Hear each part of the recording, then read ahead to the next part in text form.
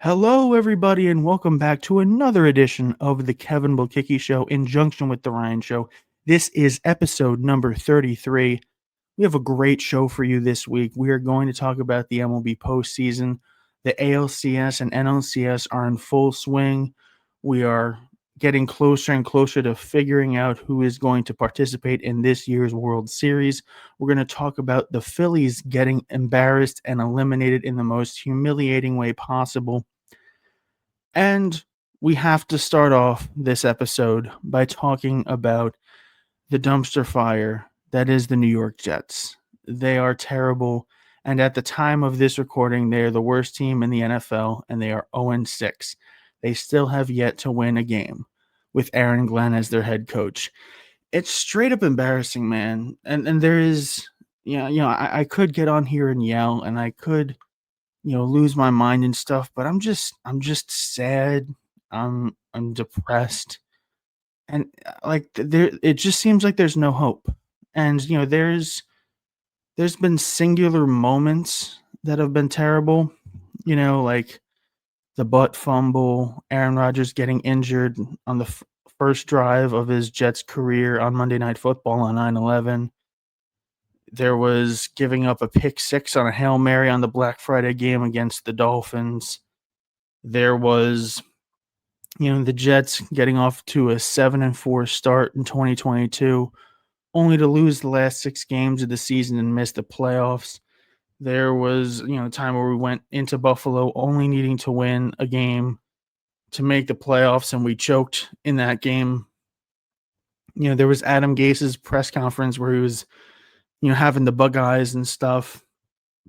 There's been a lot of embarrassing moments as a Jets fan, but I think at this point in time, I've never felt lower.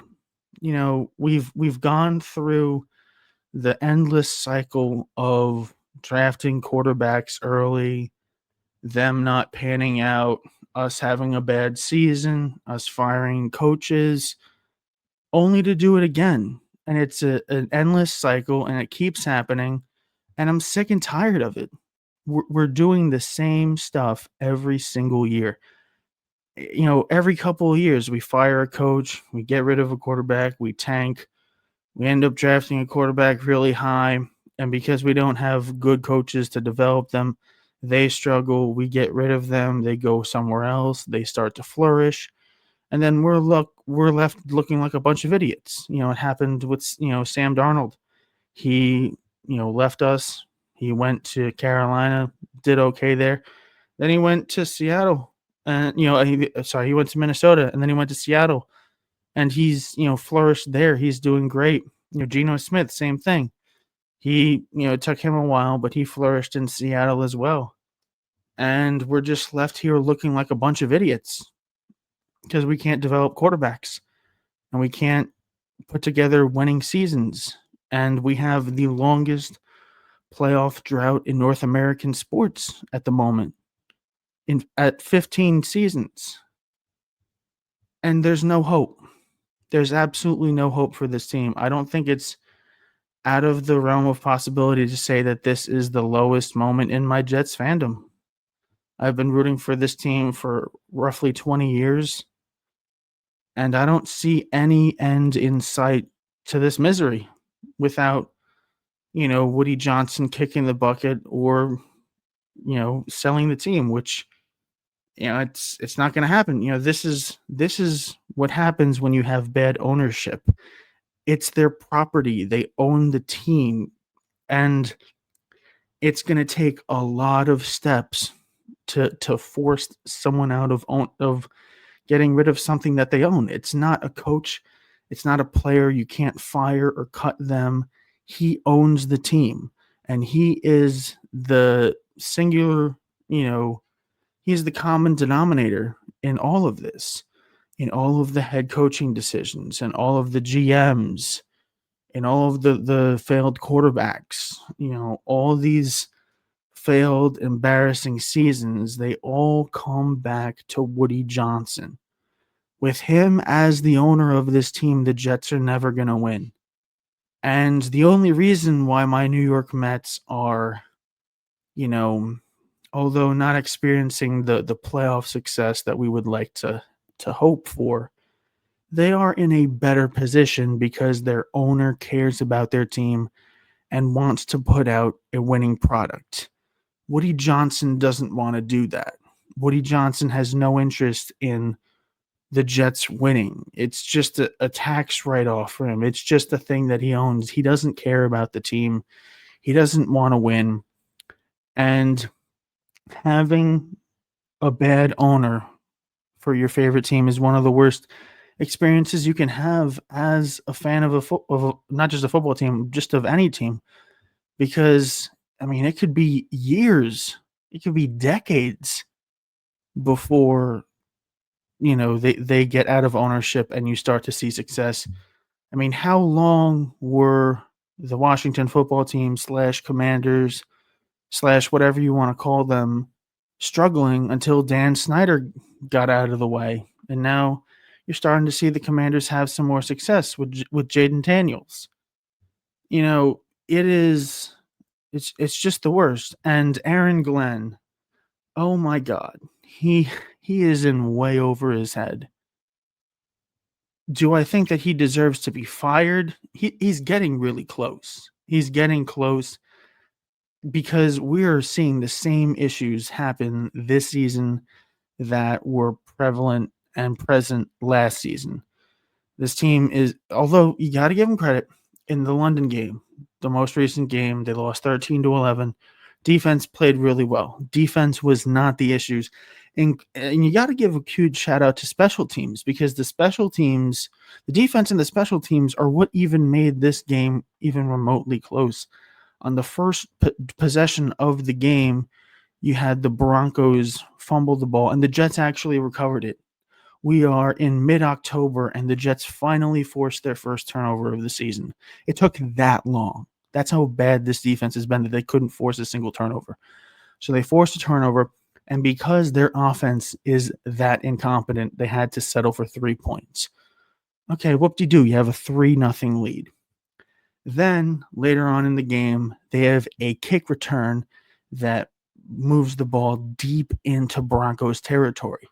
Once again, the Jets cannot move the ball, and they get another field goal out of it.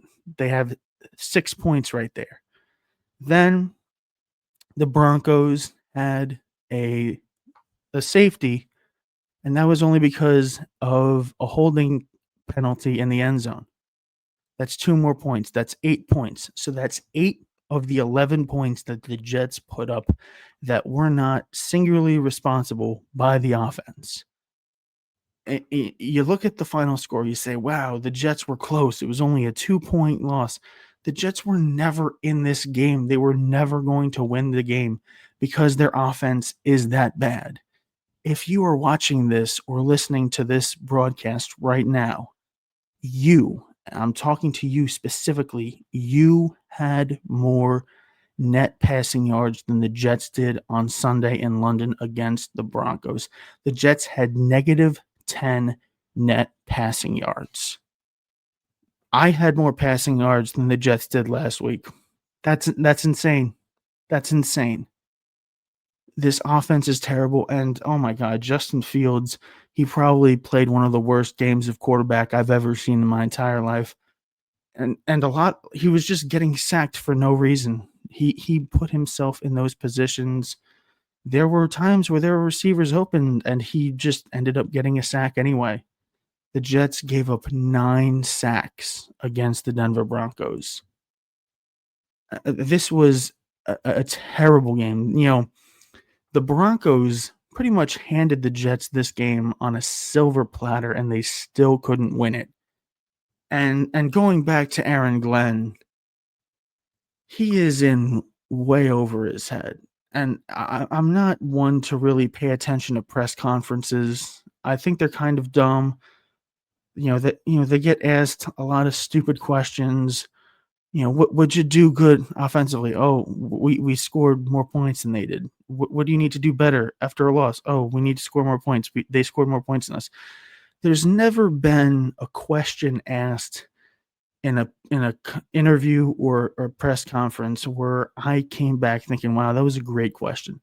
But that did happen. I did pay attention to the post-game press conference this week, and one of the reporters asked very bluntly, very clearly, "Have you thought about benching Justin Fields?"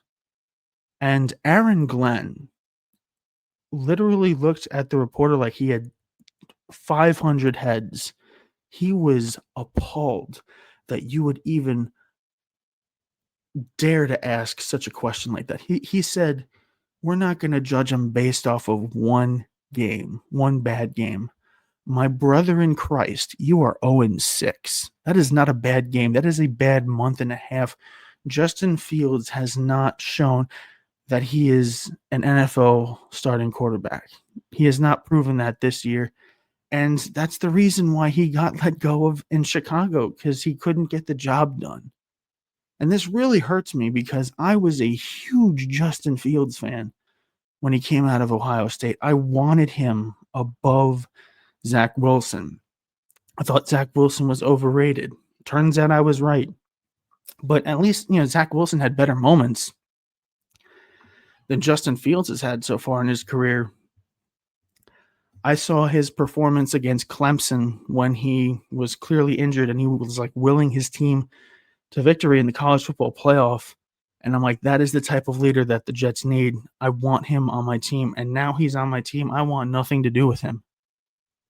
So the fact that Aaron Glenn can say that Justin Fields had just one bad game when they are staring down an 0-6 season is insane. And the arrogance of him, like Aaron Glenn knows what he's doing and talking about, and the reporter doesn't.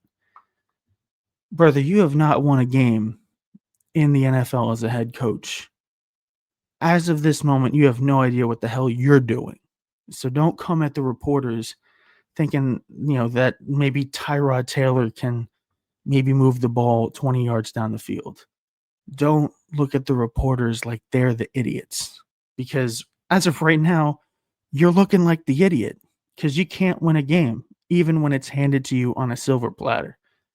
And there have been games where the Jets could be sitting here at 3-3, and we would be overjoyed because wins and losses weren't really what we were looking forward to this season. We were looking forward to a team that was disciplined, that played hard, and might not be as talented as other teams, but fought to the very end.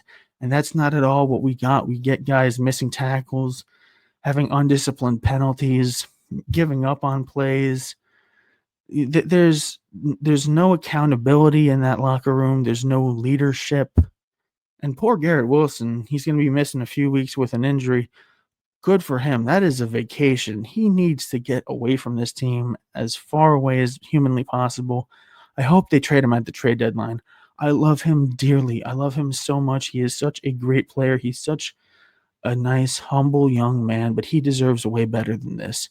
I hope that this team just absolutely gets gutted at the trade deadline. Just get rid of everybody. Get whatever picks you can. Get rid of Aaron Glenn. Just throw the entire team in the garbage and start new, because there's just nothing. And while it's not a good look to fire a coach after one season, I mean, really, like, what other choice do you have? I mean, it depends on what's available. If there's really nothing left out there that can really help the team, then I guess you got to run it back with Aaron Glenn. But I mean, he's been absolutely disastrous. He's making it seem like he's the smartest man in the room when he's consistently making mental errors that cost the Jets games. But there's just no hope for this team, man. It's just it, it's tough out here. Like, we're the New York Jets. The Jets are a New York football team. I don't care what people say about them being in Jersey. They are a New York football team, and they're acting like they're a small market team in Ohio that has no money. You're the New York Jets. Your owner is Woody Johnson of Johnson and Johnson. Throw that money around and try and build a winning culture. This team has a culture issue. But that does it for this part of the Kevin Blekicki Show. We will be back after these messages. We are back with more of the Kevin Blekicki Show, and while the first part of the episode was me ranting and being depressed about my favorite football team, the second part of this episode will start with me dunking on one of my least favorite teams and one of my favorite teams to hate watch in October every year. The Philadelphia Phillies got eliminated in 4 games by the Dodgers in the NLDS. And it was just another season of this team coasting through the regular season pretty easily, winning the division pretty handily, only to fall short in the postseason once again. A tradition like none other. Come on, welcome to Cancun. Take a seat right beside the New York Mets and our giant payroll. But let's talk about the last couple seasons for the Phillies. In 2022, they make it to the World Series. A great season. It's their first time getting there since 2009 when they lost to the Yankees. So good on them for making the World Series. They get no hit in one of the games, but you still had they were going up against like Altuve, Correa, Bregman, those guys in October. Yordan Alvarez, very tough team in October. No shade in losing that series. But then the next year in 2023, they have a chance to go back to the World Series, and they are up 3-2, and they are at home against the wild card Arizona Diamondbacks. And the Phillies hadn't lost all postseason at Citizens Bank Park.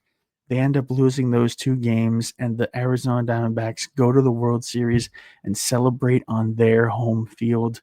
Then in 2024, you had the gay grimace OMG Mets, and they end up taking the series pretty easily in 4 games in the NLDS against the Phillies. Another failed season. And then this year, it seemed like was going to be like one of their last chances with all these guys on their team, with all these superstars. Bryce Harper having a good year, Kyle Schwarber being an NL MVP candidate, if not the front runner. And what happens? They should be playing right now in the NLCS against the Brewers, but they're at home. They are sitting on their couches watching the Dodgers and the Brewers play for a spot in the World Series when it should be them, because they had a lead in game 1. They blew that. They end up losing 5-3. Then the Dodgers had the lead in game 2, but their rally came up short. Of course, they had that weird wheel play, that sacrifice bunt that killed all momentum. The Dodgers end up escaping with a win there, take a 2-0 series lead. Then in game 3, the bats come alive for the Phillies. They blow out the Dodgers, give their fans just a little bit of hope. And then in game 4, it all comes crashing down in one of the most humiliating and delicious ways possible. It was a tie game, close game, 1-1. It was in the 11th inning. Dodgers had the bases loaded.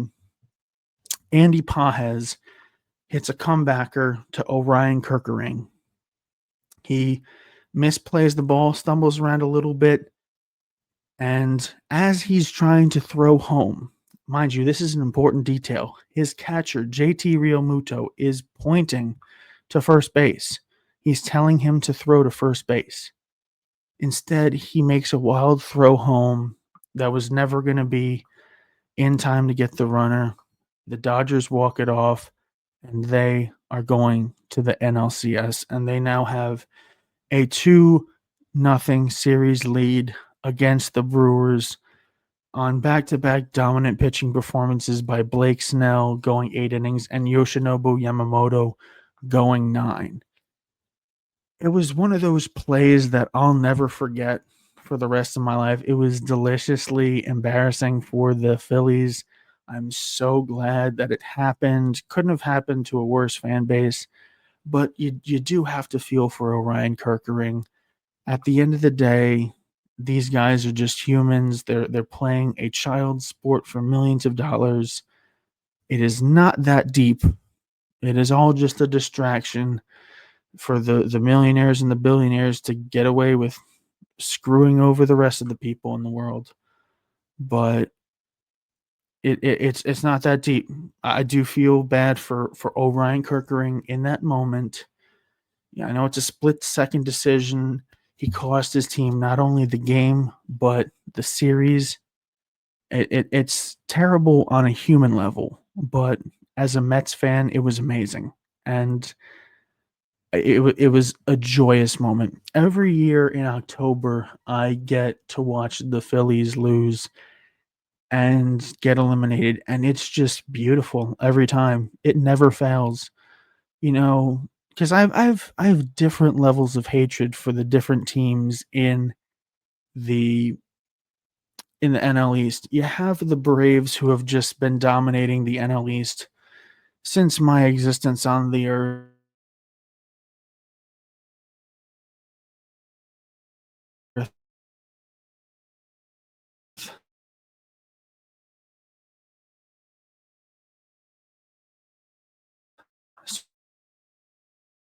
So I hear in and you're out. So the fact that they're very much. The Phillies, I hate them for a different reason because it's Philadelphia. It is and in the three city rivalry between New York, Philly, and Boston. That northeastern hatred for each team, and their fans are more passionate and angry. So when they lose, it's funnier because they scream and they're loud and they're obnoxious. I talk about Broad's media, Hunter Brody. I love watching him scream at the top of the lungs every time the Phillies choke in October, and whenever the Eagles do bad, or whenever the Sixers do bad, or whenever the Flyers do bad, which is always. And then the Phillies post game is at this point just adult entertainment for me. I mean, I sit back.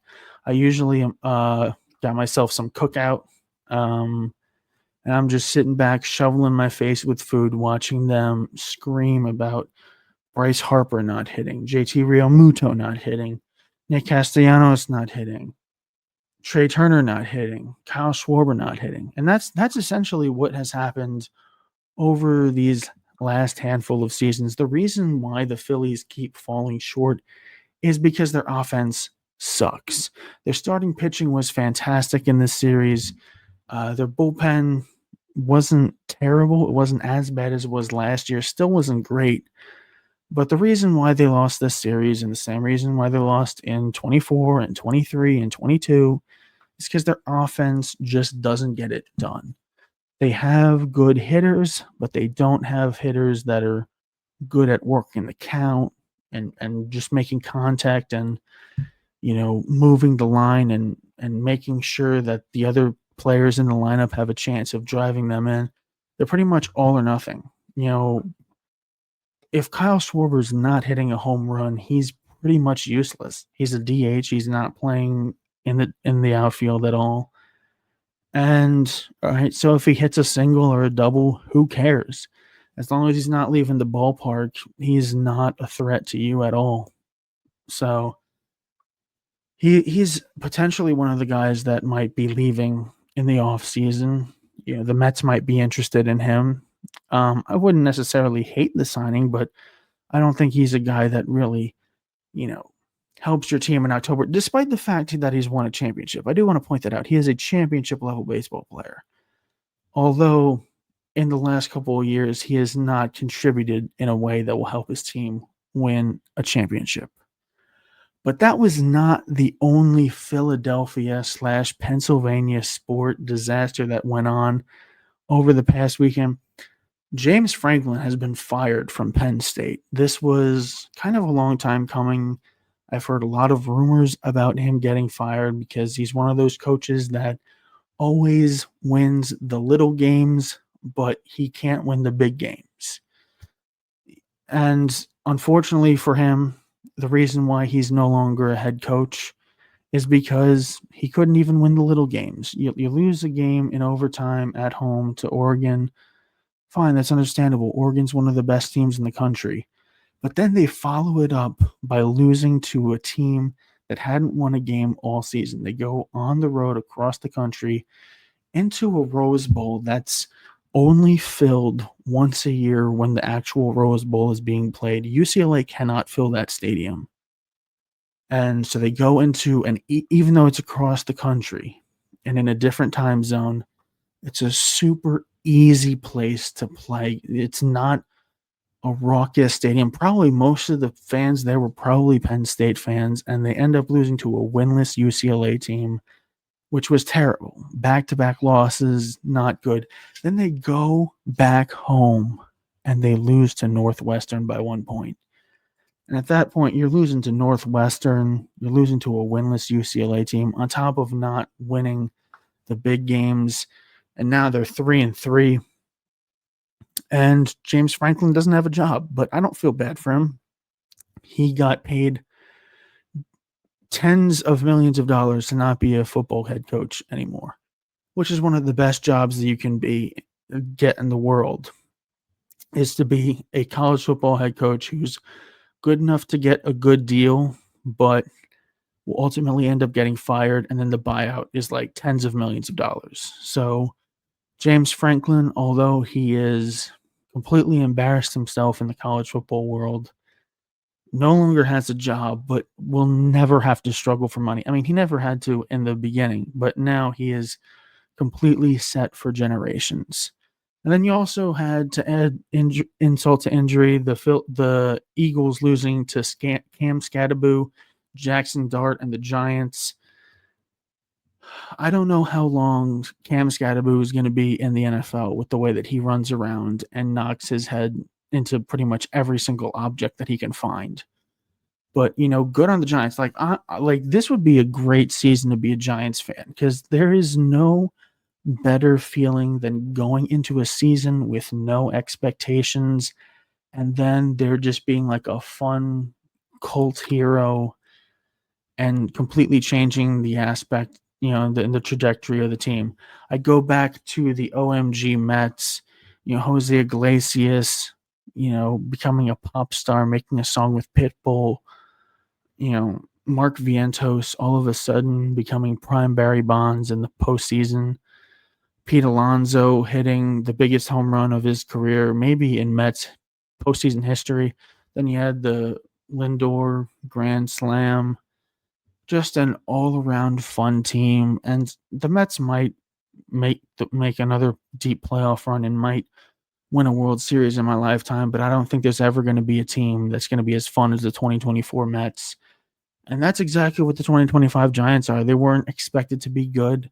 And then they just have, Jackson Dart, just slinging the ball around the field, and Cam Scadaboo just being this lovable battering ram. And the Giants are fun. They're having fun while the Jets are just miserable forever. And we'll never see the light of day with this team, with Woody Johnson being the owner. But before we go, we do have to talk about the other rounds of postseason baseball. We have the Mariners going up 2-0 against the Blue Jays, going into that stadium in Rogers Center. Getting those 2 wins on the road were huge. First game back in Seattle in the ALCS since Ichiro's rookie year, and they completely get embarrassed. And now the series is 2-1, and that offense for the Blue Jays came to life yet again, as they have done the entire postseason. They are the opposite of the Philadelphia Phillies offense in the postseason. They actually hit the ball.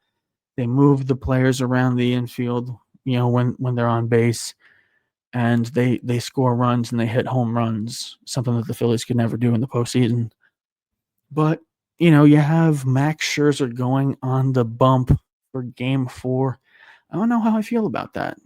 I'm not really thinking that we're going to get vintage Max Scherzer, although, hey, him and Chris Bassett are both on this ALCS roster for the Blue Jays, and I am fully preparing myself to see them throw perfect games whenever they start, because That's what happens when you aren't on the Mets. When you're on the Mets, you struggle in the postseason and in the big moments, and then you go off somewhere else, and then you have great success. A tale as old as time. But that does it for this edition of the Kevin Blekicki Show. Thank you for tuning in. If you want to follow me on social media, you can follow me at Kevin Blekicki on all platforms. Thank you for watching, and we will see you again next week.